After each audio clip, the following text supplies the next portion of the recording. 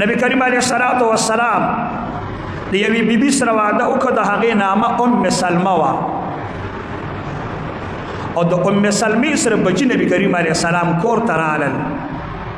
نو د هغې په زامنو کې یو بچی دی، نوم یې دی عمر بن ابي سلمه.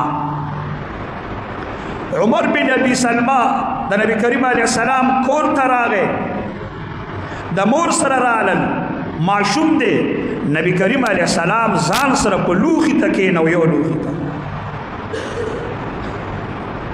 د خپل بچی نه دی، دا د یو مسلمان د یو شهید بچی دی.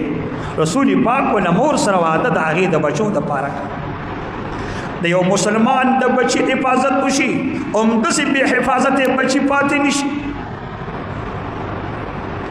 بیا د تمامو پیغمبرانو د سردار ځان سره روټۍ ته کېنئ.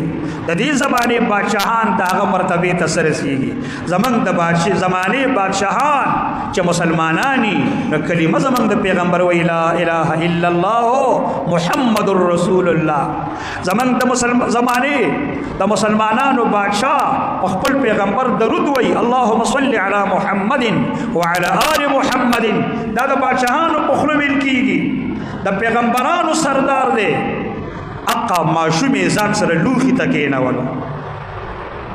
تاسو به خیال کړی موږ چې مالدار شو نو موږ بل سړی ځان سره لوښي ته نه کېنو، چې بیا کور کې راله مزدوري هم کوي، ګیلکار شي، هر څه کرنګساز شي، خو چې د روټۍ ټیم راغی مالداره سړی زمونږ د زمانې یو مسلمان مزدورکار سره په لوښي نه کېني.